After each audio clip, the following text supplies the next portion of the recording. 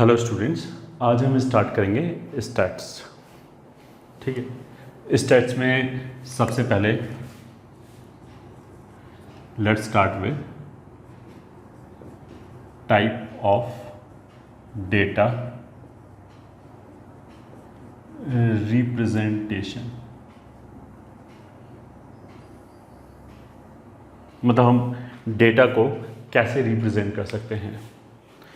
मतलब डेटा का मतलब क्या हो गया कि कुछ भी हम किसी भी तरह का डेटा कलेक्ट करें, जैसे पॉपुलेशन का हो गया या फिर हम कोई भी सर्वे वगैरह कराएं, तो हो सकता है कि हमने 10,000 लोगों को सर्वे के लिए इंटरव्यू किया हो।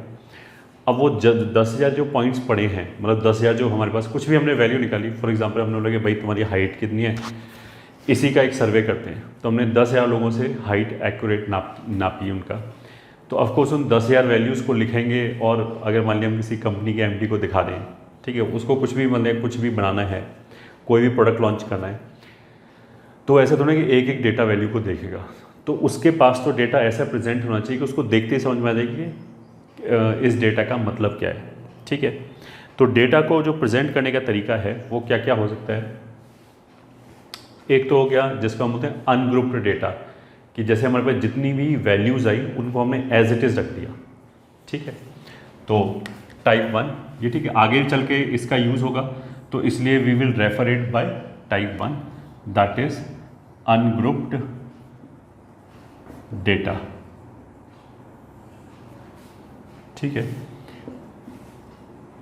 Values are written as it is, ये ठीक है, each value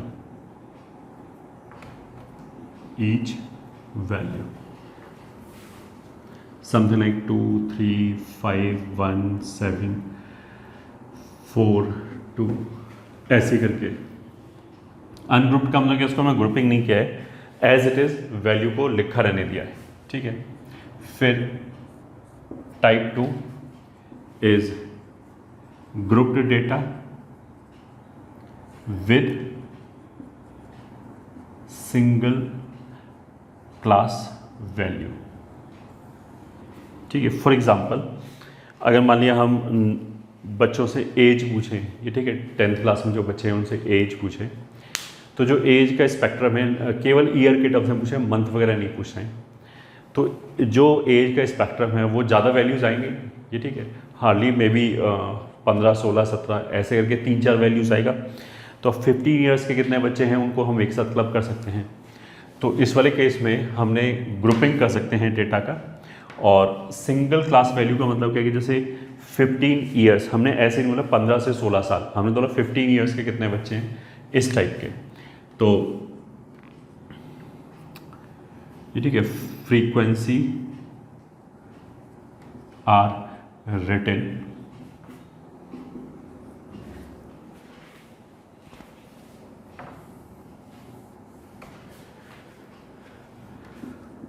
for each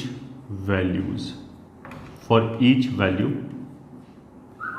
frequency is written। ठीक है, it is something like कि class frequency।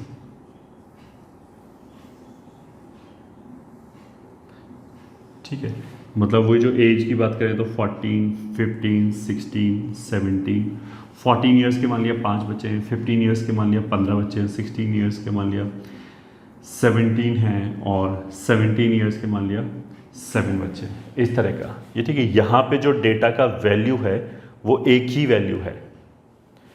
फिर टाइप 3 डेटा क्या हो जाएगा, it is grouped data with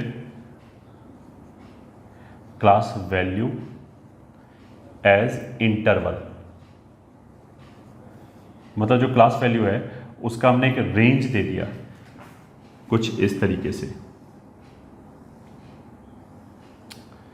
ठीक है, यहां पे मान लिया कोई भी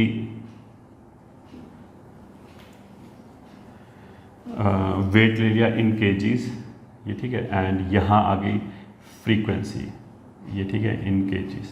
तो हम कुछ ऐसे देख सकते हैं 50 से 60, 60 से 70, 70 से 80, फिर 80 से 90, इस मान लिया 7 बच्चे, 20, 35, ये ठीक है, और मान लिया 2, कुछ इस तरीके से वैल्यूज़ हो गया।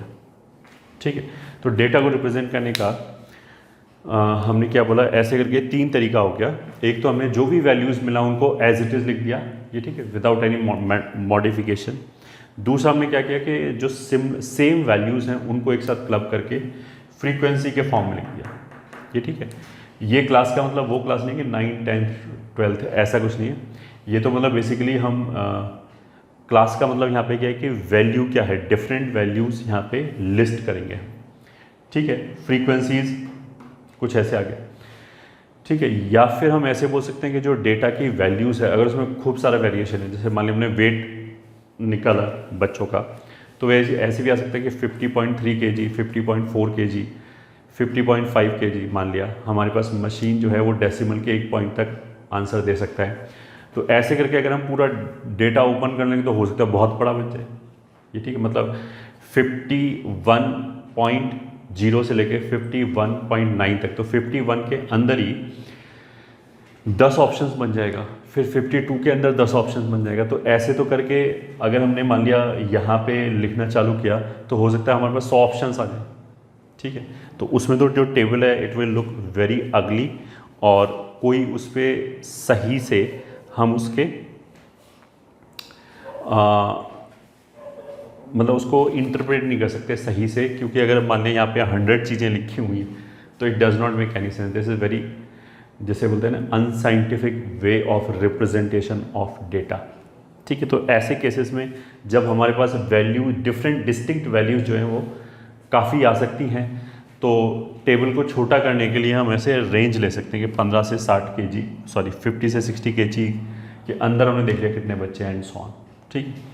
तो ये बेसिकली डेटा को रिप्रेजेंट करने का 3 तरीका हो गया, ठीक है। अब आगे चलते हैं। अब मान लिया हमारे पास डेटा आ गया, तो अब इस डेटा का करें क्या, ठीक है। तो दैट डिपेंड्स,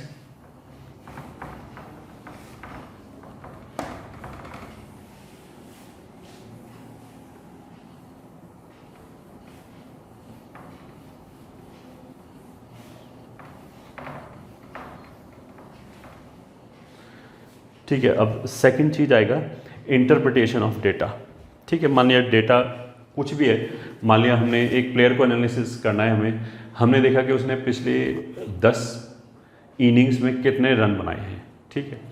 अब हो सकता है उसका कुछ भी नंबर आ जाए कि पहली बार 43, फिर 34, फिर 9, फिर 173, कुछ ऐसे करके मान लिया हमारे पास 10 वैल्यूज़ आ जाए, ठीक है।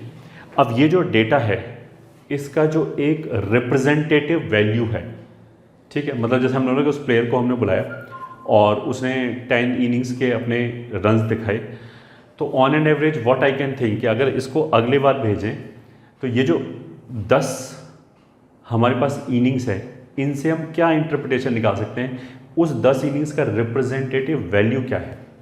उसका मतलब यह है कि व्हाट इज़ माई एक्सपेक्टेशन कि अगर वो अगली बार खेलने जाएगा तो कितने रन बनाएगा, ये ठीक है, मैथमेटिकल एक्सपेक्टेशन। इसका ये मतलब नहीं कि एग्जैक्ट उतने रन बनाएगा, of course these are all mathematical calculations. तो कितना हम उससे एक्सपेक्ट कर सकते हैं, तो उसको हम क्या बोलते हैं, उस डेटा वैल्यू का, ये ठीक है, सेंट्रल वैल्यू क्या है या सेंट्रल टेंडेंसी क्या है। फॉर एग्जांपल किसी भी कंपनी में हम गए, वहाँ पे मान लिया 500 लोग काम कर रहे हैं, हमने उन सब की सैलरीज देखी फॉर एग्जांपल, फिर मतलब अगर मेरे को एक स्वीपिंग स्टेटमेंट ये देना हो कि इस कंपनी में तो इतनी सैलरी मिलती है, ये ठीक है, एक ही नंबर बताना है मेरे को कि इस कंपनी में तो इतनी सैलरी मिलती है, तो वो जो सैलरी है that should be a kind of average, ये ठीक है, जो हमें ये रिप्रेजेंट कर पाए उस कंपनी की सैलरीज को, ये ठीक है। अब अगर मान लिया एवरेज मे बी 15,000 है, जैसे फॉर एग्जांपल कोई भी मान लिया क्या बोलूँ, कोई भी एग्जांपल ले लिया जिसमें लो लेबर वाला काम चल रहा है, ये ठीक है, जिसमें कोई खास स्किल्स नहीं चाहिए और फिजिकल काम चल रहा है, जैसे फॉर एग्जांपल नरेगा हो गया, ये ठीक है। नरेगा में जो मैक्सिमम एम्प्लॉयज़ हैं वो क्या काम कर रहे होंगे, कुछ भी रोड बनाने के लिए मान लिया कोई गिट्टी लेके आ रहा है, कोई ये लेके आ रहा है, उनका अगर हम सबका उस कंपनी के, ये ठीक है, एक पर्टिकुलर पैच बनाने में मान लिया वो सड़क का, उस कंपनी उस पर्टिकुलर पोर्शन में, उस पर्टिकुलर प्रोजेक्ट में जितने लोग इन्वॉल्व हैं उनकी हम सैलरी देखें तो हो सकता है कि 10,000 15,000 रुपीज़ आ रही हो। ठीक है, अब दूसरा काम हो गया कि मान लिया हमारे पास एक ग्रुप है which is a group of CEOs, ये ठीक है, जो बड़ी बड़ी कंपनीज हैं उनके CEO का एक ग्रुप है, उसमें जो सारे बंदे होंगे, ये ठीक है, उनकी सैलरी शायद लाखों में होगी, करोड़ों में होगी, ये ठीक है। वहाँ से अगर हमने एवरेज निकाला और मान लिया हमारे पास जो सैलरी आया, फॉर एग्जांपल मान लिया आ गया कि 5 lakhs पर मंथ, ठीक है, तो एक तरफ तो हमने बोला 5,000 वो एक रिप्रेजेंटेटिव वैल्यू है, एक 5 lakhs हो गया, तो वो जो 5 लाख रिप्रेजेंटेटिव वैल्यू है वो बेसिकली मेरे को ये बता रहा है कि इस ग्रुप के अंदर ऑन एंड एवरेज बंदों की सैलरी इतनी है। अब 5 lakhs में हो सकता है किसी बंदे की 1 लाख हो, किसी बंदे की 10 लाख हो, ऐसा हो सकता है। तो this is called central tendency, कि वो जो हमें डेटा दिया गया है वो बेसिकली किस वैल्यू की तरफ इशारा कर रहा है, ये ठीक है, किस वैल्यू को वो रिप्रेजेंट कर रहा है, that is called central tendency. एक चीज़ तो ये हो गया, ठीक है। दूसरी चीज़ हो गई कि चलो हमने सेंट्रल टेंडेंसी की बात कर ली, बहुत अच्छी बात है, बट कहीं कहीं जो फिगर्स है दे माइट बी लाइन, ठीक है। फॉर एग्जांपल तुम बहुत सिंपल सा 2 एग्जांपल देखो कि एक बंदे ने मान लिया 3 years, ये ठीक है, कुछ भी अपना पैसा कमाया और उसने फर्स्ट ईयर मान लिया 10 lakhs कमाया, दूसरे साल 12 lakhs कमाया, तीसरे साल 13 lakhs कमाया, ये ठीक, या मान लिया चलो 14 कमाया, तो ऑन एंड एवरेज उसने 3 साल में कितना कमाया, 12, ठीक है। एक दूसरा बंदा हो सकता है उसने पहले साल कुछ नहीं कमाया, 0, या पहले साल मान लिया उसने 12 कमाया, दूसरे साल 24 कमाया, तीसरे साल 0 कमाया, तो फिर अगले साल सॉरी इन तीनों का एवरेज कितना हो गया, 36/3, अगेन दिस इज 12, ठीक है। तो on the face of it मेरे को ये लगे कि दोनों एक जैसे बंदे हैं, क्योंकि दोनों ने पिछले 3 साल में 12 लाख कमाया, ठीक है। But if you look closely you will understand कि ये बंदा बहुत ज़्यादा स्टेबल टाइप है कि 10-12 के आसपास ही कमा रहा है हमेशा, ये ठीक है। ये वाला जो बंदा ये बहुत इरेटिक है, अगर इसका तुक्का लग गया तो उसने 24 lakhs कमा लिया, और नहीं तुक्का लगा तो फिर 0 lakhs भी कमा लिया उसने। तो अगर मान लिया मेरे को प्रिडिक्शन करोगे अगले साल कौन कितना कमाएगा, तो इस डेटा के हिसाब से तो दोनों ही 12-12 लाख कमाएंगे, बट उस प्रिडिक्शन में जो मेरा कॉन्फिडेंस होगा वो इस पर्सन के लिए ज़्यादा होगा, मतलब इसमें तो हम ज़्यादा शॉर्टी से बोलेंगे मोस्टली 12 लाख के आसपास ही कमाएगा, इसमें उतना कॉन्फिडेंस नहीं होगा इवन इफ दोनों का एवरेज सेम है, ठीक है। This is called basically spread, ये ठीक है। ये हमें बताता है कि कितना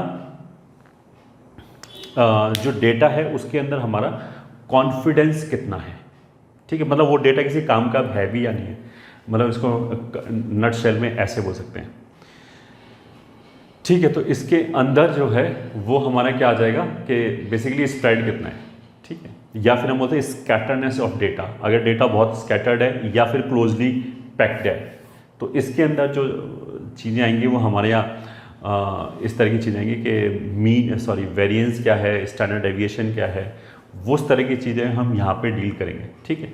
तो हमारे लिए तो इस चैप्टर में प्राइमरली 2 ही चीज़ होगी, एक तो हो गया सेंट्रल टेंडेंसी, वैसे तो ये चैप्टर बहुत वास्ट है बट IIT JEE के अंदर तो बस इतनी 2-3 चीज़ें हैं, एक तो हो गया इसका सेंट्रल टेंडेंसी कि वो सेंट्रल वैल्यू क्या है जिसको ये रिप्रेजेंट कर रहा है, और दूसरा हो गया कि जो हम सेंट्रल टेंडेंसी से जो हम वैल्यू बता रहे हैं वो कितना काम का है, उसमें हमें कितना कॉन्फिडेंस है ये बोलते समय कि ऐसा होगा आगे चल के, ठीक है। तो चलते हैं आगे।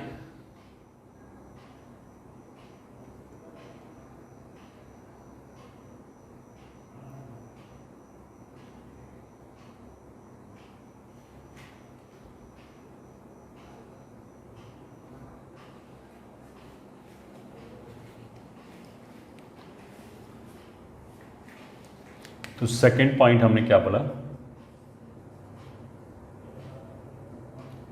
मेजरमेंट ऑफ लोकेशन, ये ठीक है, या सेंट्रल टेंडेंसी, ये ठीक है, it is measurement of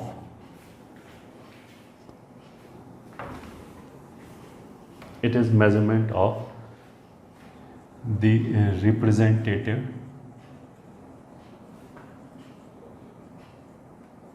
value of the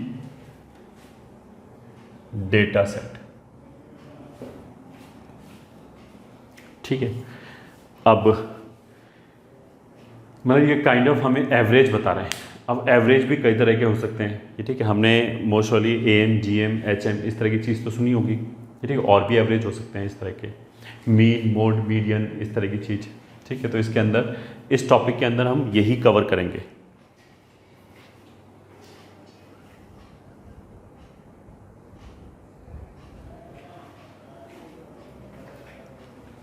तो इसके अंदर हो जाएगा फर्स्ट मीन। ठीक है, मीन और अर्थमेटिक मीन। तो अगर हमें कोई डेटा दे रखा है तो उसका अर्थमेटिक मीन हम कैसे निकालेंगे? It is simple average. ठीक है,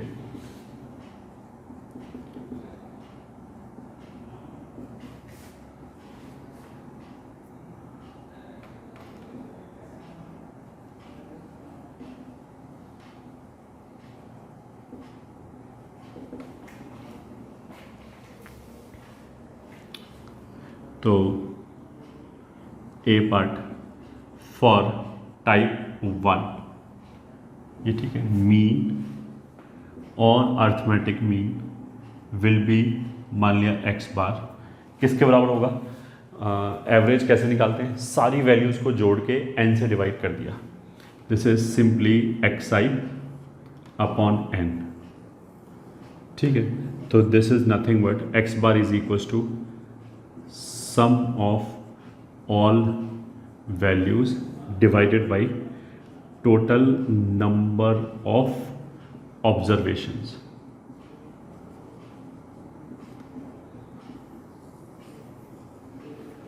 ठीक है, टोटल नंबर ऑफ ऑब्जर्वेशंस। तो for example find mean of 2, 3, 3, 7, 10, 50। तो हमारा आंसर कितना हो जाएगा? सिंपली एक्स बार कितना हो जाएगा? 2 + 3 + 3 + 7 + 10 + 15 अपॉन कितना हो गया ये टोटल? 6। ठीक है, तो 3 + 3 6, 8, 15, 30, 40/6 और 20/3, ये आंसर हो गया। ठीक है, 41 तो ये हो गया। B part for type 2, x bar will be sigma. इसमें क्या होगा? एक्स बार में क्या होगा, मतलब दूसरी वाली टाइप में T2 में क्या होगा कि कुछ ऐसे लिखा होगा कि यहाँ पे मान लिया वैल्यू x1 है वो f1 टाइम्स है, x2 है f2 टाइम्स है, ऐसे लिखा जाता है ना। ये तो हो गई क्लास वैल्यू और ये हो गया फ्रीक्वेंसी। ठीक है, तो अब इसमें क्या है? x1 x1 x1 f1 बार लिखा है, तो बेसिकली फॉर्मूला कोई नया नहीं है, यही है। इसमें बस x1 + x1 + x1 f1 बार लिख लो। अब अगर सेम चीज़ 10 बार रिपीट करके लिखा हुआ है तो 10 टाइम्स वो लिख सकते हैं। तो इसको हम ऐसे लिख सकते हैं, xi fi whole divided by sigma fi। ठीक है, ये हो गया हमारा अर्थमेटिक मीन फॉर टाइप 2। ठीक है, सिंपल सा एग्जांपल इसे ही ले लो भाई। फॉर एग्जांपल xi fi माने है 10, 20, 30, 40, 50। This is 7, 10, 20, 25, 8। ठीक है, तो फाइंड मीन, तो वो कितना हो जाएगा? 10 × 7 17 प्लस 20, 10 × 7 मतलब xi fi आ रहा है, तो हर वैल्यू को उसकी फ्रीक्वेंसी से मल्टीप्लाई करके जोड़ लिया। ठीक है, तो पहला कितना आ जाएगा 70, दूसरा आ जाएगा 200, फिर 600, फिर 1000 plus 400 divided by total number of कितनी वैल्यूज़ हैं टोटल, इनको जोड़ लिया। तो ये हो जाएगा 8 + 7 15। ठीक है, ये 25 50 70। ठीक है, तो एक जीरो तो उड़ा ही सकते हैं सब जगह से। तो हो गया 40 + 60 100 200 227 होल डिवाइडेड बाई 7। ये आ गया मीन फॉर टाइप 2। ठीक है,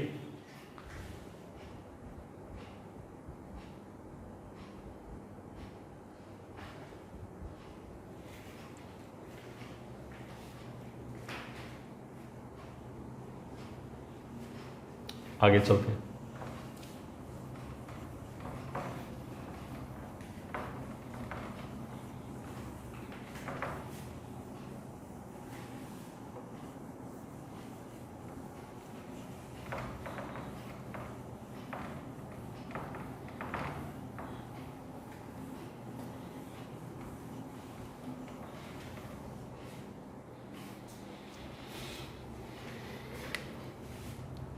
ठीक है, सी पार्ट हो गया फॉर T3। अगर मीन निकाले हैं हम T3 के लिए, तो T3 था क्या वैसे कि उसमें क्लास वैल्यू एक इंटरवल में दिया हुआ था। यहाँ पे xi हो गया, fi हो गया। यहाँ पे इस तरीके से हो गया कि मतलब a से लेके b तक, b से लेके c तक, c से लेके d तक, d से लेके e तक, और मान ले f1 f2 f3 f4 ये फ्रीक्वेंसी होगा। ठीक है, अब a से लेके b तक मान लिया 10 से लेके 20 तक लिखा हुआ है, और यहाँ पे फ्रीक्वेंसी 20 हो गया। मतलब ये 20 वैल्यूज़ 10 से लेके 20 के बीच में आ रहा है मान लिया। तो 10 से लेके बीच में ये 20 वैल्यूज़ कहीं पे भी आ सकता है। हो सकता है सारी 20 वैल्यू 10 के आसपास हो, 20 के आसपास हो, कुछ ऐसा हो सकता है आधा इधर हो आधा इधर हो, हमें तो कुछ नहीं पता। बस हमें ये पता है कि इस पूरे इंटरवल में टोटल f1 है। ठीक है, तो सिंपल IQ से हम क्या बोलेंगे, हम तो इसको ऐसे मान लेंगे अगर कोई भी इंफॉर्मेशन नहीं है कि जो f1 है वो पूरे इंटरवल में इवनली स्प्रेड है, मतलब पूरे इंटरवल में स्प्रेड है, वो ऐसे मानेंगे ऑफकोर्स। ठीक है, तो ये जो f2 वैल्यूज़ हैं वो b से लेके c तक सब इवनली डिस्ट्रीब्यूटेड है। तो अगर इवनली डिस्ट्रीब्यूटेड है तो इस इंटरवल की सारी वैल्यूज़ का एवरेज मिड पॉइंट मान सकते हैं। ठीक है, तो T2 के लिए क्या होगा, सॉरी T3 के लिए क्या होगा कि फॉर्मूला तो वो T2 वाला ही होगा, बस xi की जगह हम मिड पॉइंट ले लेंगे इंटरवल का। ठीक है, तो फॉर T3 x बार का फॉर्मूला विल रिमेन यही xi fi upon sigma fi।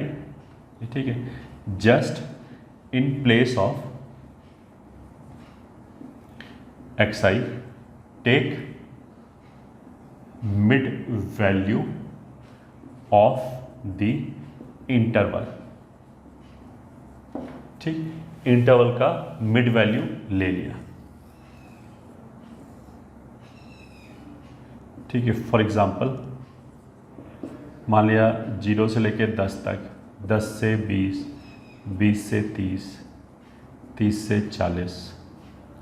ठीक है, यहाँ पे फ्रीक्वेंसी मान लिया 2 10 12 6। ठीक है, तो इसके लिए x बार कितना हो जाएगा, इसका मिड पॉइंट कितना हो जाएगा 5 इंटू फ्रीक्वेंसी, इसका mid point 15 into frequency plus 25 into frequency plus 35 into frequency.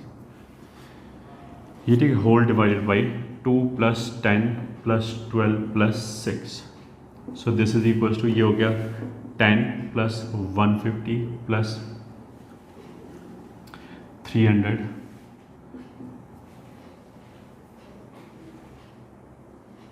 सही है। हाँ, और ये कितना हो जाएगा,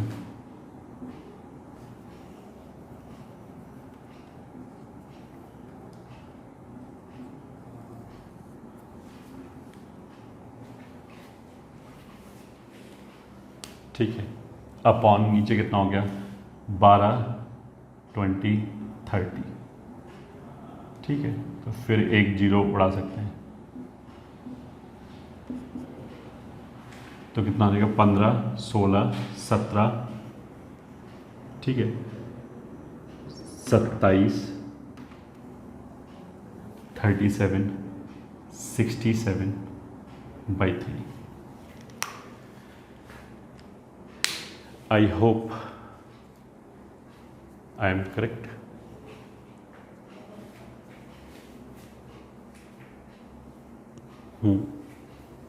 ठीक है, this will be the answer. तो T3 वाले केस में ये आंसर आ जाएगा। तो दोबारा what we are talking about is central tendency. मतलब हमें कोई डेटा सेट दे रखा है, अब वो जो हमारे पास बहुत सारी वैल्यूज़ आ गई मान लिया, अब उन वैल्यूज़ का क्या करें, तो वो वैल्यूज़ किस नंबर को शो करता है, ये ठीक किस नंबर को रिप्रेजेंट करता है, वो सेंट्रल टेंडेंसी हो गया। तो सेंट्रल टेंडेंसी में हम लोग कई तरह की हो सकता है और डिफरेंट कॉन्टेक्स्ट में हो सकता है कि कहीं हमें मीन से मतलब हो सकता है कहीं मीडियन से मतलब हो, कहीं हो सकता है मोड से मतलब हो। तो सेंट्रल टेंडेंसी भी कई तरह की हो सकती है। मीन के अंदर भी हो सकता है अर्थमेटिक मीन हो, ज्योमेट्रिक मीन हो, ये ठीक है, हार्मोनिक मीन हो, कुछ भी हो सकता है। तो उसी केस में फर्स्ट हमने क्या कवर किया अभी तक कि अर्थमेटिक मीन होगा तो क्या होगा।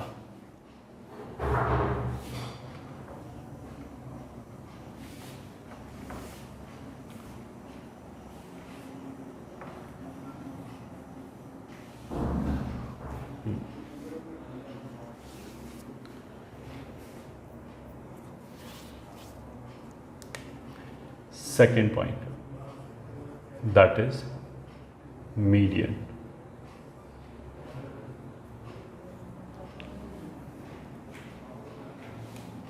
ठीक है, मीडियन का मतलब बेसिकली क्या होता है कि जो भी हमारे पास डेटा वैल्यूज़ हैं उसमें बस मैंने ये देख लिया कि एग्जैक्टली मिडिल में कौन आ रहा है।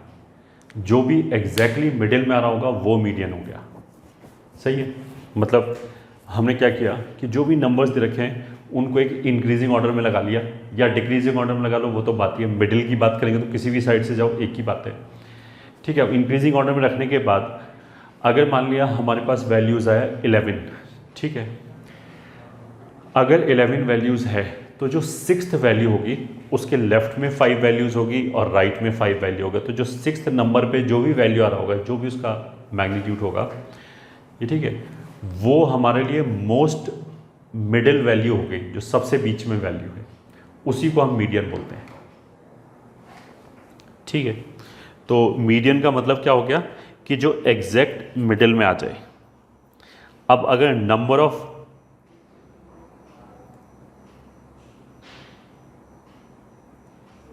ये ठीक है, बट अगर नंबर ऑफ वैल्यूज जो हैं वो ऑड हैं तब तो क्या होगा, एग्जैक्ट मिडिल में एक वैल्यू आ जाएगा, वही मीडियन हो गया। अगर नंबर ऑफ वैल्यूज इवन है, मान लिया 10 है, तो फिर हम ऐसे बोल सकते हैं कि जो 5th और 6th है दोनों मिड वैल्यूज हो गई, उनका जो एवरेज है उसको हम मीडियन की तरह डिफाइन कर सकते हैं। ठीक है, तो मीडियन का पहली बार तो सो कॉल्ड डेफिनेशन क्या है, it is the value present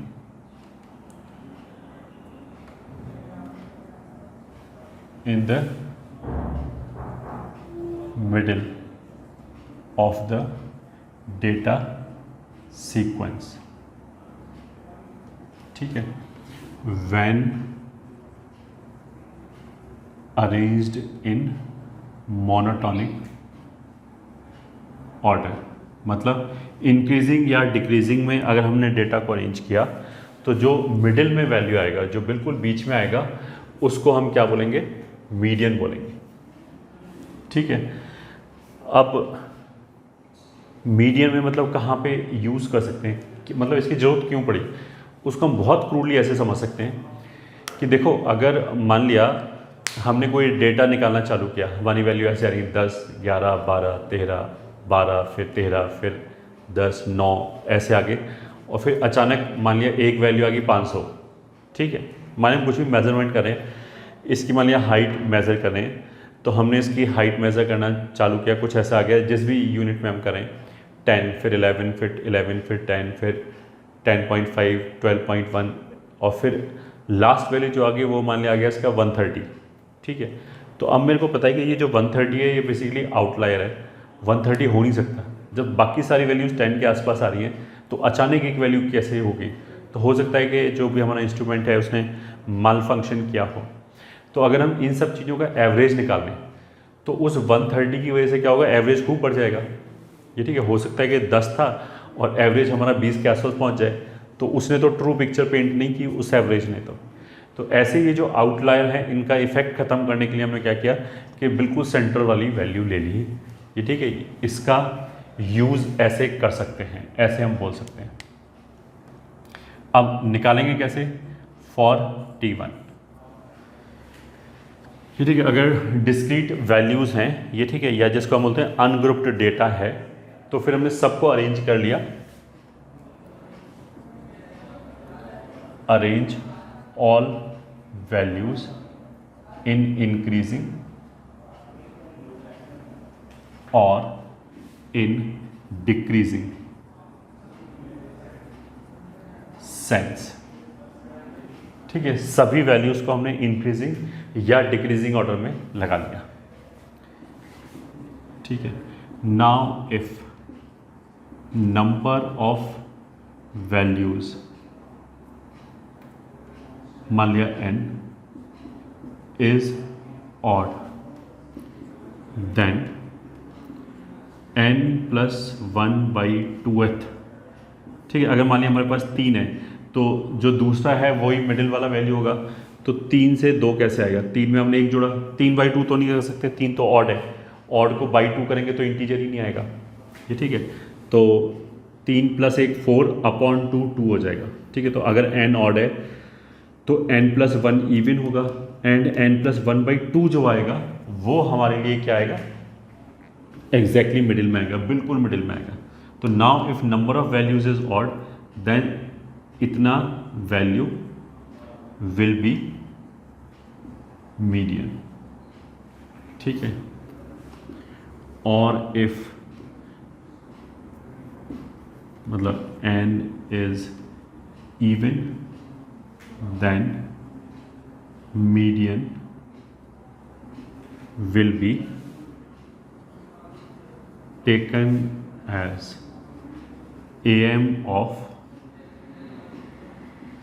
n/2th and n/2 + 1th। अब देखो ये तुम्हें समझ आना चाहिए कि यहाँ पे n में 1 जोड़ के /2 किया, यहाँ पहले n को 2 से डिवाइड किया +1 आ गया। उल्टा करोगे तो गड़बड़ अपने आप समझ में आ जाएगी, क्योंकि अगर n ऑड है तो n+1 इवन है, इवन ही 2 से डिवाइड हो पाएगा। ठीक है, यहाँ पे अगर n इवन है तो n+1 तो ऑड हो जाएगा, तो n/2 इवन है तो ये इंटीजर आएगा +1। ठीक है, तो अगर हमारे पास मान लिया 10 ऑब्जर्वेशन है तो जो 5th नंबर पे आएगा एंड जो 6th नंबर पे आएगा वो मिडिल वाली आएगी। तो ये बेसिकली 10/2 लिखा है, ये 10/2 + 1 मतलब 11th लिखा है। ठीक है, taken as am of this and this, बस यही हो गया। तो question 1, find median of data set 31, 29, 28, 29, 30, 31, 35, 92, ठीक है, एंड 37 मान लीजिए है। तो आंसर कितना हो जाएगा? इन सबको इंक्रीजिंग ऑर्डर में लगाओ, मतलब सबसे पहले सबसे छोटा, तो इन सब में सबसे छोटा कौन सा है? 28। डिक्रीजिंग में भी लगा सकते हैं वो तो ऑफ कोर्स, ये गया। फिर अगली वैल्यूज कितनी आ गई? 29, 29, ठीक है, ये गया। फिर उससे अगली वैल्यू कितनी आई? 30, फिर 31, 31, फिर 35, 37, 92। 9 वैल्यूज़ हैं, ये भी 9 वैल्यूज़ होगी। अगर ये 9 वैल्यूज़ हैं तो नंबर ऑफ वैल्यूज़ कितना हो गया? ऑड। तो 9 + 1 इज़ 10, 10/2 इज़ 5। तो जो 5th नंबर पे आएगा 1, 2, 3, 4, 5, ये जो 5th नंबर पे आया ये मीडियन आएगा। This is median for this data set.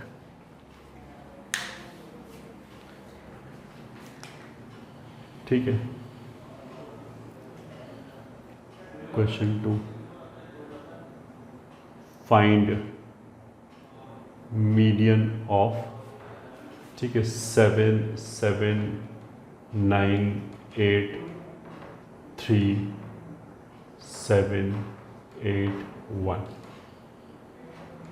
Answer increasing order में लगाया, तो इनमें सबसे छोटा कौन है? 1, फिर 3, फिर 7 7 7, तो 1 3 7 7 7, फिर कितना आ गया? 8 9। अच्छा, 8 8 9, और चलो मान लिया 10 11, तो 10 11, 10 वैल्यू हो गई, 3 6 9 1 10 हो गई। अगर 10 वैल्यूज़ हो गई तो 5th एंड 6th वैल्यू का जो मीन होगा वो मीडियन होगा। तो मीडियन क्या होगा?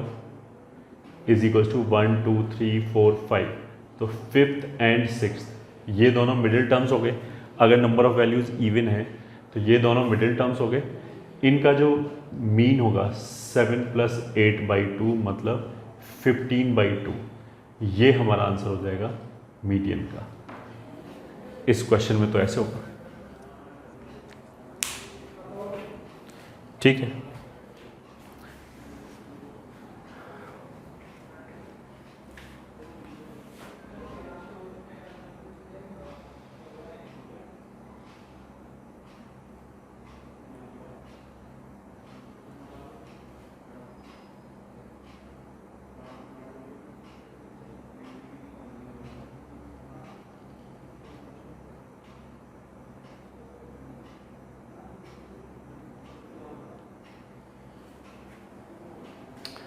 ये तो हो गया हमारे T1 के लिए अगर डिस्क्रीट वैल्यूज़ लिखा हुआ है।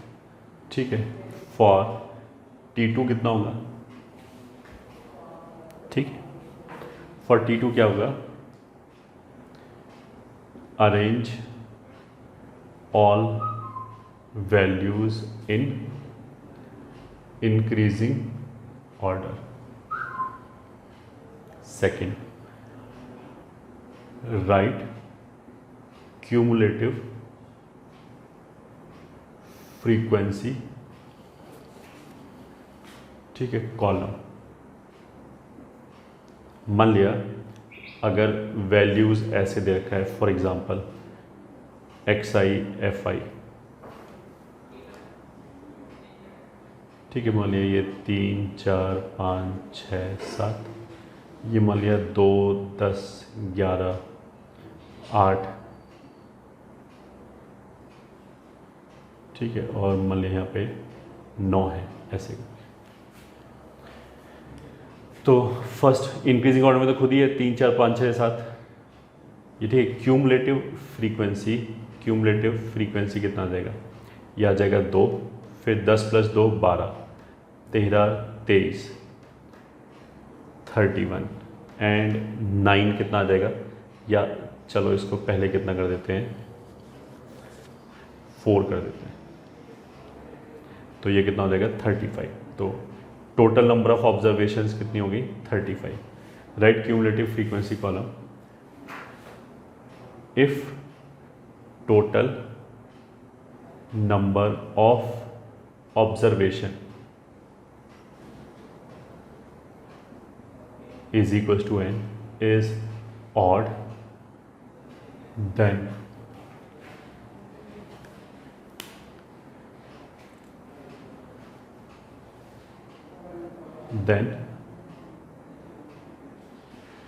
the median will be the class value in which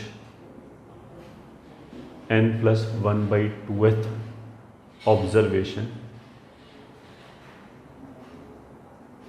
lies।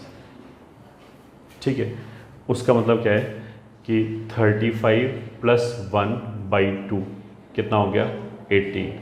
तो 18th ऑब्जर्वेशन कहाँ पे लाई करेगा? यहाँ तक तो 2 ही ऑब्जर्वेशन है, यहाँ तक टोटल 12 ही हुआ, तो 18 तो इसमें आएगा। तो ये हमारे लिए कितना हो गया, मीडियन क्लास हो गया। ठीक है, तो इसके करस्पॉन्डिंग वैल्यू कितनी होगी 5। तो इस वाले केस में मीडियन कितना हो जाएगा, मीडियन इज इक्वल टू 5। ठीक है, और if n is even then median will be average of class values in which n by 2th and n by 2 plus 1th value lies। ठीक है, तब ये हो जाएगा। अब इसका मतलब क्या है वो भी समझाया जाएगा, एक बार पॉज करके लिखो।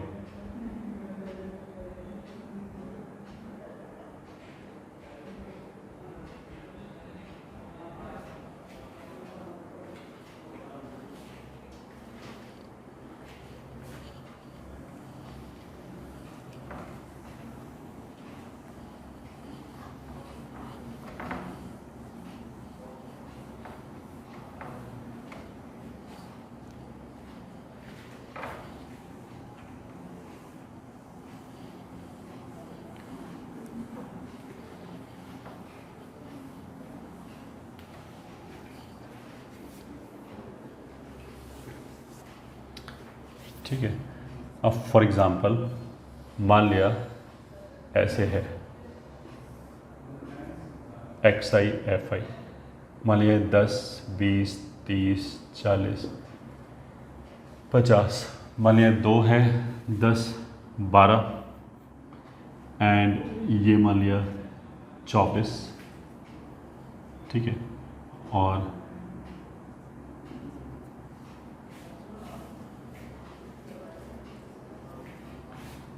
ठीक है, या फिर मान लिया ये। ठीक, तो कैसे बनाएंगे, क्यूमुलेटिव फ्रीक्वेंसी आ जाएगी 2 12 24 28 30। ठीक है, ये तो इवन आ गया, तो n कितना हो गया 30। तो मीडियन कितना हो गया इज इक्वल टू 30 का हाफ कितना हो गया 15।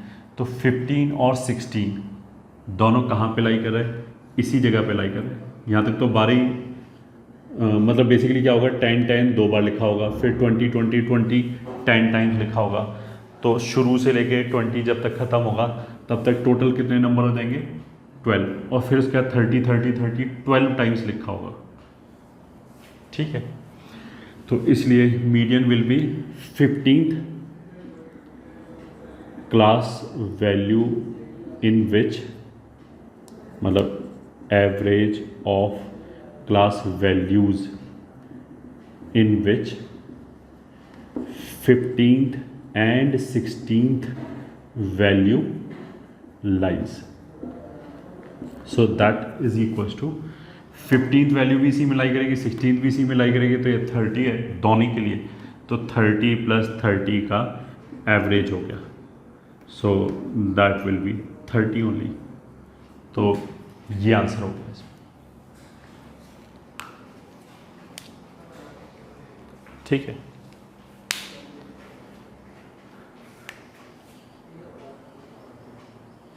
हम क्या निकाल रहे हैं, मीडियन। किसके लिए मीडियन निकाल चुके हैं अभी तक, एक तो T1 के लिए अगर सीधा सीधा लिखा है, सीधे सीधे वैल्यूज़ लिखे हैं, तो हमने क्या किया, उसको अरेंज कर लिया एक इंक्रीजिंग या डिक्रीजिंग ऑर्डर में। फिर हमने देख लिया कि एग्जैक्टली मिडिल में कौन आ रहा है, जो वैल्यू एग्जैक्टली मिडिल में आ रहा है वही हमारा मीडियन हो गया।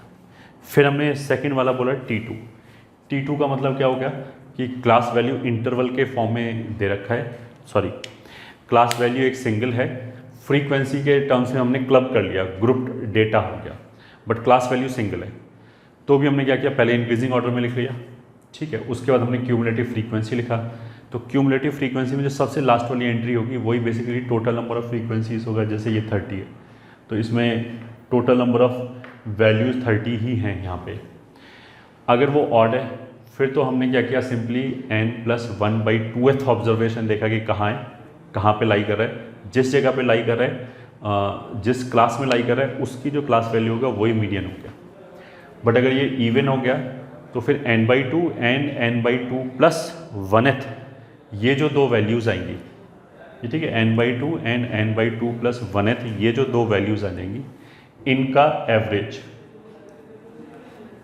ठीक है, इनका जो एवरेज होगा वो हमारा मीडियन हो जाएगा, जैसा इस वाले केस में हुआ। अभी तक हमने ये पढ़ा, ठीक है। अब पढ़ लेते हैं फॉर T3, ठीक है। T3 के लिए क्या होगा, राइट वैल्यूज, मतलब इंटरवल होगा इसमें तो इन इंक्रीजिंग ऑर्डर, ठीक है। सेकंड वाला फॉर्म क्यूमुलेटिव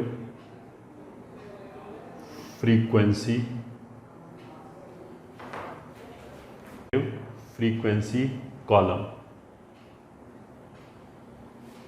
ठीक है।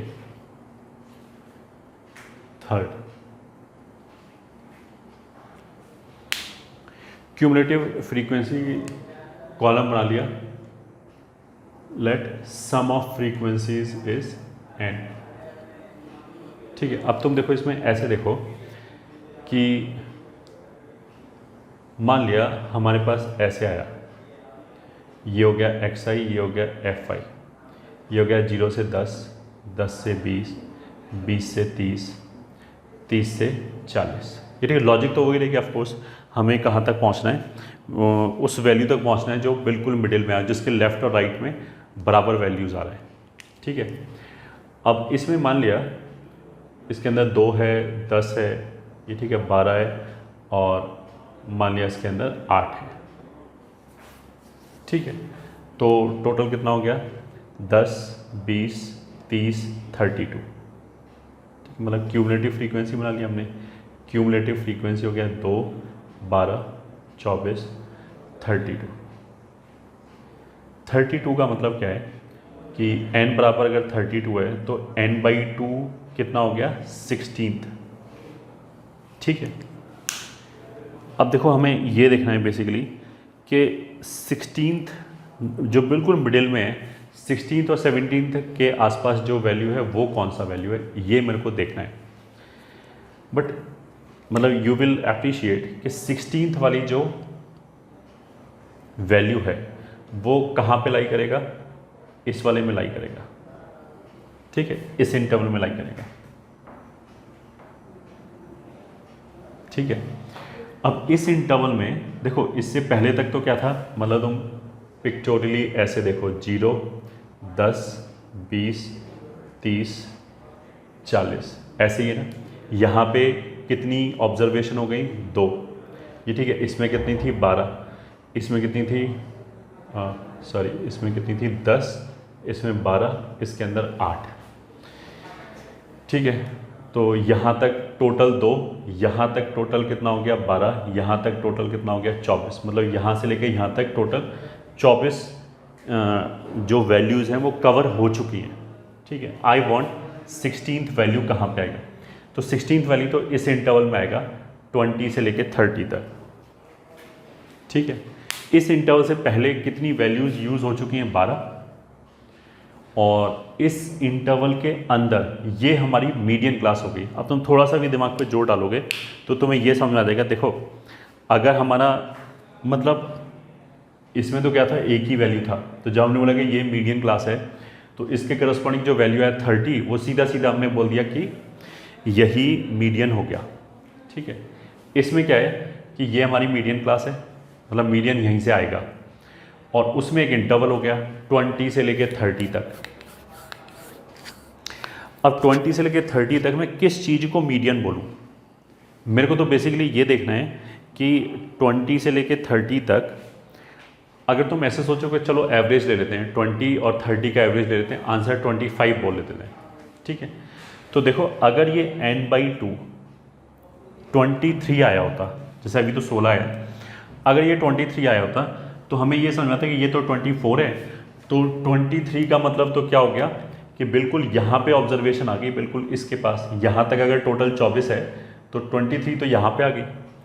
अगर ये n/2 मान लिया 13 आया होता तो पहली 12 ऑब्जर्वेशन तक तो यहाँ तो आ गई, मतलब इस पॉइंट तक तो 12 ऑब्जर्वेशन यूज़ हो गया, फिर 13th नंबर की ऑब्जर्वेशन तो बिल्कुल यहाँ पे होती।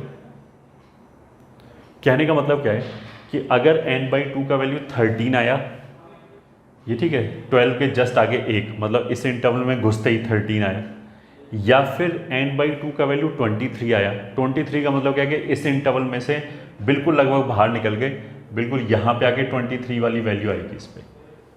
तो दोनों केस में अगर मैं 20 और 30 का एवरेज बताऊं तो ये तो अच्छी बात नहीं है, ये ठीक है, this is not a good thing.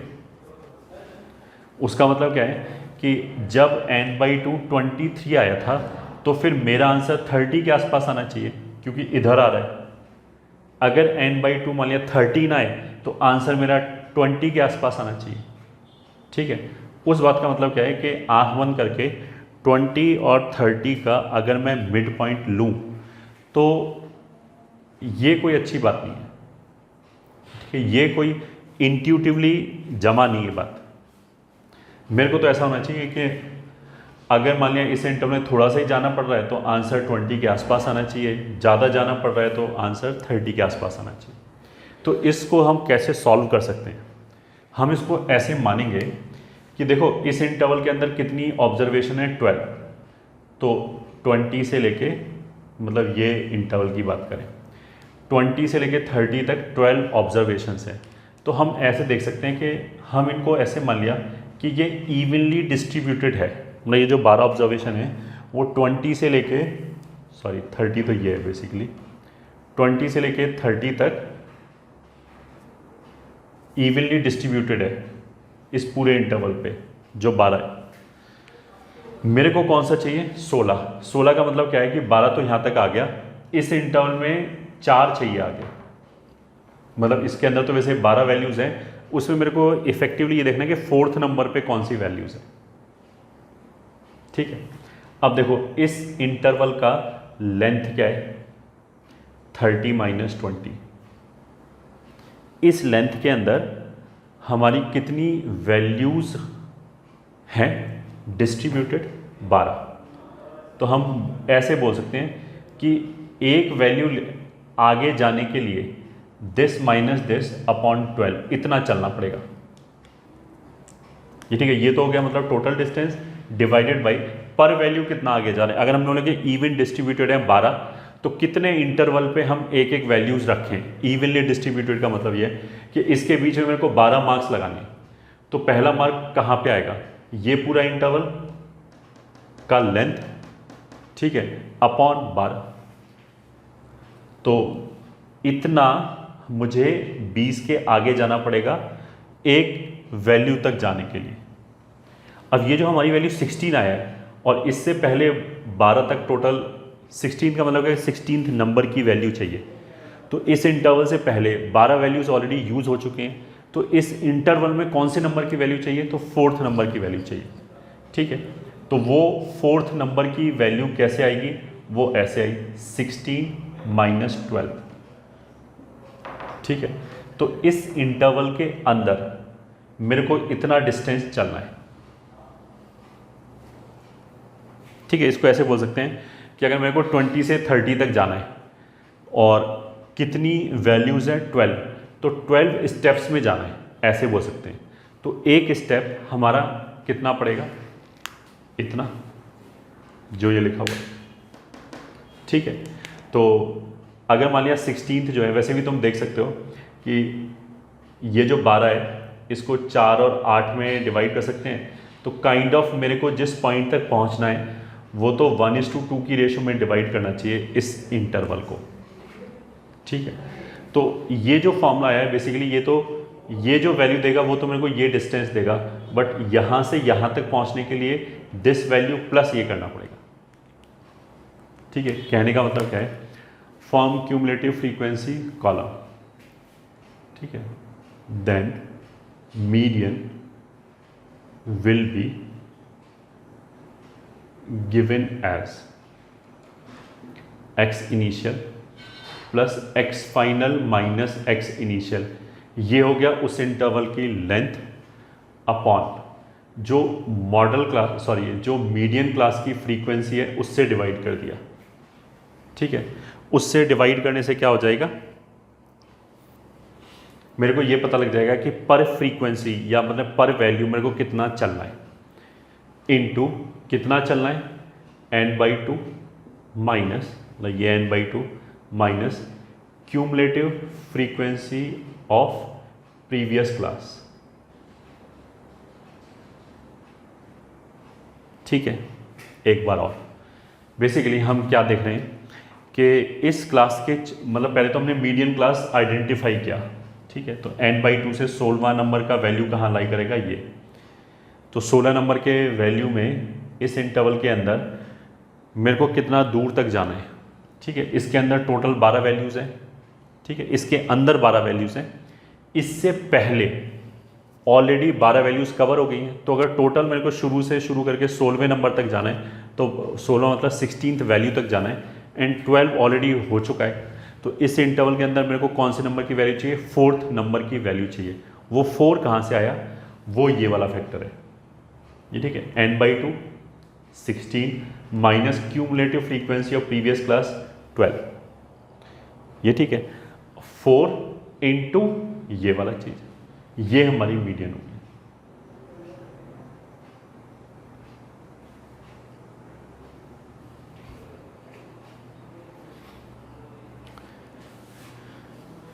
ठीक है, so this will be our answer in case of T3।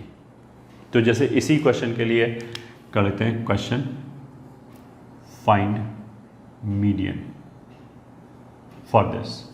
मतलब क्वेश्चन में तो केवल ये 2 कॉलम होगा, हमने 3rd कॉलम बनाया, तो आंसर कितना हो जाएगा, median is equals to median class की इनिशियल वैल्यू कितनी है 20, इसके आगे कितना और जाना है, तो 30 माइनस 20 कितना हो गया 10 whole divided by number of values कितनी है 12 into n/2 16 minus cumulative frequency से पहले वाली की 12, तो 16 माइनस 12 इज 4, तो ये 3 हो गया। सो दिस इज 20 प्लस 10/3 मतलब 70/3, ये हमारा मीडियन हो गया।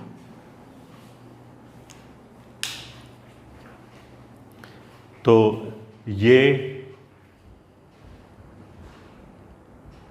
T1 T2 T3 के लिए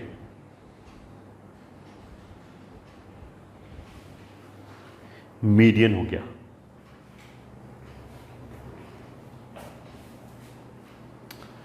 ठीक है, चलो, तो सेंट्रल टेंडेंसी में अभी तक हम क्या क्या पढ़ चुके हैं, ये ठीक।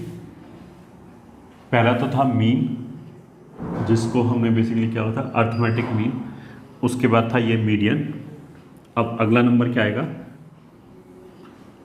अगला कॉन्सेप्ट क्या आएगा सेंट्रल टेंडेंसी में, that is mode.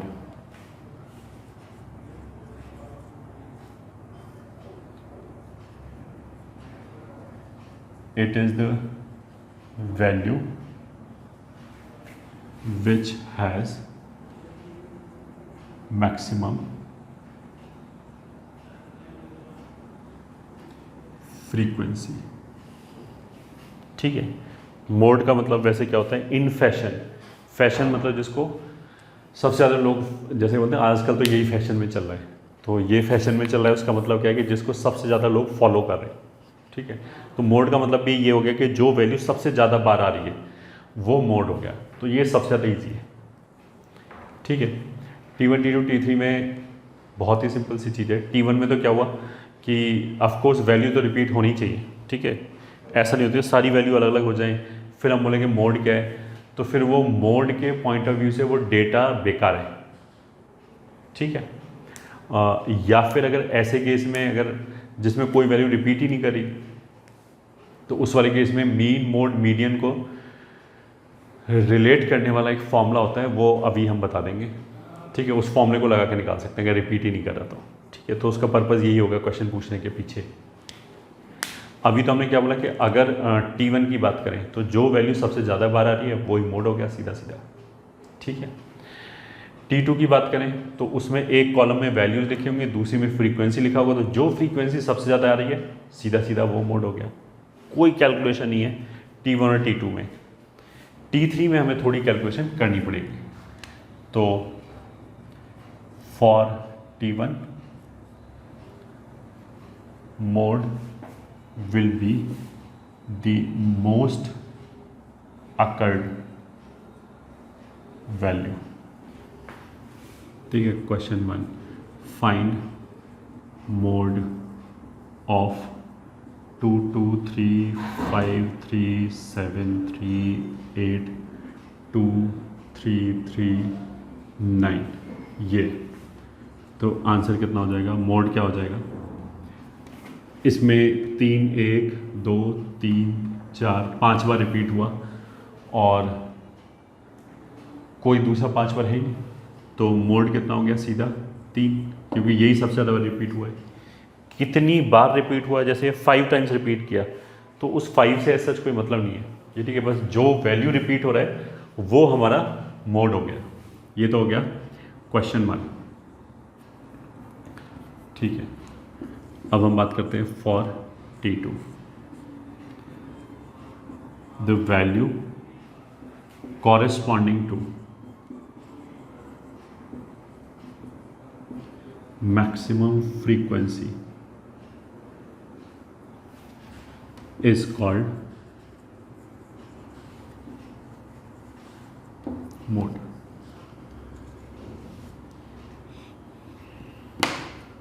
For example, अगर मान लिया डायग्राम ऐसे है, XI FI और XI का वैल्यू मान लिया 10 15 20 25 30, यह 2 8 40 25 3, तो इसमें ऑफ कोर्स मोड क्या होगा, सबसे ज़्यादा फ्रीक्वेंसी किसकी है, इसका, जिसके करस्पॉन्डिंग वैल्यू कितना है 20, तो मोड कितना हो गया 20, ठीक है। This is the easiest thing, ठीक है। अब आता है T3, तो T3 के लिए जो एग्जांपल होगा वो पहले हम इसमें ये करते हैं कि समझने की कोशिश करते हैं कि ये फॉर्मूला इतना सीधा सीधा क्यों नहीं आया। मान लिया ये हो गया 0 से 10, 10 से 20, 20 से 30, 30 से 40, 40 से 50, ये मान लिया 2 12 40 30 7, ठीक है। मान लिया ये फ्रीक्वेंसी है। तो देखो फिर उसी तरह की लॉजिक हो गई, इन सब में सबसे ज़्यादा फ्रीक्वेंसी किसकी है 40, तो ये मॉडल क्लास हो गई, ठीक है। यही मॉडल क्लास होगी, मोड यहीं से आएगा। अब क्या बताएं मोड, एक तरीका तो ये हो गया कि हम 20 एंड 30 का सीधा सीधा एवरेज ले लें, ठीक है। एवरेज ले लें तो 20 और 30 के मिड में कौन सी वैल्यू आ जाएगी 25, वो बता दें। बट वो तो सही नहीं है, ये बात तो सही नहीं है। क्यों सही नहीं है ये वाली बात, कि देखो अगर मैं इन वैल्यूज़ को देखूँ आसपास, तो ये देखो 2 आया, फिर 12 आया, फिर 40 आया, फिर 30 आया, मतलब ऐसे आया कि पहले तो वैल्यू कितना आया 2, 0 से 10 तक, ठीक है। फिर 10 से 20 वाले में कितनी वैल्यू आ गई, मान लिया 12, ये ऐसे मान लो ये 2 आया, ये 12 आया, फिर उससे अगली वैल्यू कितनी आई, एकदम 40 आई, 20 से 10 से 20 में, 20 से 30 में 40 आई, फिर उससे अगली वैल्यू कितनी आई 30, मतलब ये वैल्यू 40 आई, ये 30 आई। This is for 30 to 40 and 40 to 50 कितनी आई, ठीक, कुछ ऐसे करके 7 आई। This is 12। तो देखो ये मॉडल क्लास है, आंसर हमारा 20 से 30 के बीच में आएगा, ये भी बात श्योर है, ये भी बात सही है। 20 से 30 के बीच में। अब देखो ये डिस्ट्रीब्यूशन देख के मेरे को क्या ये समझ में आना चाहिए कि 20 से 30 के बीच में 20 वाली बाउंड्री तो इसको लग रहा है, 30 वाली बाउंड्री इसको लग रहा है, तो 20 वाली बाउंड्री की तरफ तो एकदम सडन ड्रॉप हो गया, ठीक है, और 30 वाली बाउंड्री की तरफ सडन ड्रॉप नहीं हुआ। तो क्या मेरे को ये फीलिंग आनी चाहिए कि अगर मेरे को 20 से 30 के बीच में आंसर बताना है तो मेरा आंसर टुवर्ड्स 30 होना चाहिए, क्योंकि इधर ज़्यादा टेंडेंसी है फ्रीक्वेंसी आने की रादर देन 20 की तरफ। ये तो एकदम बारीक गिर गया, ठीक है। अगर मान लीजिए ये 30 और ये भी 30 होता तब तो हम बोल सकते हैं कि इसमें दोनों तरफ लगभग सेम ही ड्रॉप आ रहा है, तो इसके मिडिल पॉइंट को हम मोड बोल देते हैं। बट इंट्यूटिवली अब अगर हम इस डायग्राम के हिसाब से सोचें, ठीक है, तो मेरे को ये समझ में आना चाहिए कि यार जो वैल्यू है 20 और 30 के बीच में इट शुड बी टूवर्ड्स 30, या हम इसको और स्क्यू कर लें और इस 30 की बजाय हम बोले 38। अगर मान लिया ये फ्रीक्वेंसी 2, 12, 40 और मान लिया 38 आ जाए, तो 40 एंड 38 तो लगभग बराबर सी है। तो उसका मतलब तो ये होना चाहिए कि जो आंसर है वो हमारे 30 के आसपास होना चाहिए इसकी बाउंड्री पे। तो जो भी हमारी मॉडल क्लास आई है, जैसे इस वाले केस में 20 से 30 तक आई है, उसमें हमेशा वैल्यू मिड में ही ले, it does not make any sense. ये ठीक है, मेरे को थोड़ा इधर उधर तो देखना चाहिए बाकी दुनिया में क्या चल रहा है। तो उसके हिसाब से, इस डेटा सेट के हिसाब से it should be biased towards this number, ठीक है। तो जैसा हमने मीडियन के लिए किया था कि उस इंटरवल में कितना पोर्शन हम यूज़ करें, कहाँ तक उस इंटरवल में जाएं मीडियन ढूंढने के लिए, उसी तरह की चीज़ यहाँ पे हो जाएगी। हम क्या बोलेंगे, ये तो हो गया चलो मॉडल क्लास, उससे पहली क्लास मान लिया F1 और F2। तो इसमें बेसिकली F0 माइनस F1 ये जो फ्रीक्वेंसी का डिफरेंस है, एंड F0 माइनस F2 ये जो फ्रीक्वेंसी का डिफरेंस है, यही रोल प्ले कर रहा है। तो अगर हम इंट्यूटिवली सोचें तो मोड का इन्हीं वैल्यूज से कुछ लेना देना होना चाहिए, सही है। तो इसको हम ये बोल सकते हैं कि जो ये इंटरवल आया 20 से लेके 30 तक का, ये ठीक है, इसका लेंथ मान लिया L है, इस L का कितना पोर्शन यूज़ करें, मतलब L के साथ बेसिकली एक फ्रैक्शन मल्टीप्लाई होगा। मतलब हमने क्या किया, शुरू से लेके 20 पे जाके बैठ गए, 20 पे पहुंच गए, मतलब यहाँ पे इनिशियल वैल्यू पे। Now I have to decide कि 20 से 30 वाला जो इंटरवल है, आंसर तो हमारे इसी इंटरवल के बीच में, ये ठीक है, इसी इंटरवल के अंदर है। इस इंटरवल में how much I should walk, वो डिफाइन करने के लिए हम क्या करेंगे, L इंटू एक फ्रैक्शन, L तो हो गया पूरे इंटरवल का लेंथ, उसका एक फ्रैक्शन हम कवर करेंगे। वो फ्रैक्शन कैसे आएगा, वो हम ये वाला फैक्टर लगाएंगे, F0 minus F1 upon F0 minus F1 plus F0 minus F2, ये ठीक है। इतना फ्रैक्शन, ये फ्रीक्वेंसीज का डिफरेंस है। तो जैसे अगर इस वाले केस में बोलें तो 12 एंड 40 का डिफरेंस ये कितना हो गया, 28, ठीक है, अपॉन 28 प्लस F0 और F2 इसका डिफरेंस कितना हो गया, 30। तो अगर ये डिफरेंस कम है, ये डिफरेंस ज़्यादा है, ठीक है, अगर ये डिफरेंस ज़्यादा है तो बेसिकली अगर ये वाली वैल्यू इससे बड़ी है, काफ़ी बड़ी है, तो ये तो ऐसे हो गया कि 1 लाख 1 लाख और ये 1, मान लिया अगर बहुत बड़ी वैल्यू है, तो बहुत बड़ी वैल्यू होने का मतलब क्या है कि इन दोनों में खूब डिफरेंस है। अगर खूब डिफरेंस है तो वैल्यू टूवर्ड्स 30 होनी चाहिए, मतलब ये वाला फ्रैक्शन जो है वो टूवर्ड्स 1 होना चाहिए, ठीक है। ये तो देखो एक्सप्लेनेशन था, ठीक है, क्यों आया है। अगर हम इंट्यूटिवली बोले ना कि कहाँ से वैल्यू आ रहा है रादर देन रट्टा मारने के लिए, उसके लिए ये सब बताया गया। अगर ये नहीं समझ में आता कोई दिक्कत नहीं है, कोई ये एक्सप्लेनेशन नहीं पूछने वाला है।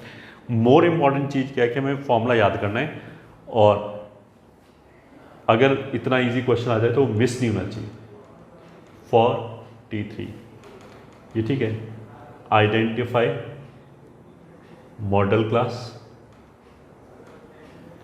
Then mode is equals to xi plus L into F naught minus F one upon F naught minus F one plus F naught minus F two, यह आ जाएगा।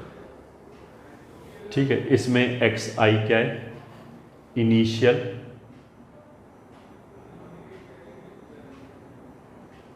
Value of model class. तो इस वाले केस में अगर model class ये था 20 से 30, तो 20 जो है वो हमारा एक्स आई हो गया, एक्स इनिशियल। ठीक है, एल क्या हो जाएगा, लेंथ ऑफ मॉडल क्लास। तो इस वाले केस में वो लेंथ कितना हो गया, 10। ठीक है, एफ नॉट क्या हो जाएगा, फ्रीक्वेंसी ऑफ मॉडल क्लास। ठीक है, F1 will be frequency of class, frequency of previous class. ठीक है, F2 will be frequency of next class. तो इस क्वेश्चन के हिसाब से ये x नॉट बराबर मोड ये आएगा। तो मोड कितना आएगा, x नॉट कितना हो गया 20 प्लस, ठीक है, ये डिफरेंस कितना हो गया 28 28 10 इंटू इंटरवल का लेंथ कितना हो गया 10। तो this is 20 plus 28 upon 38 times 10। अब ये कैलकुलेट कर लो, ये हमारा आंसर आ गया। सो this will be the answer for mode.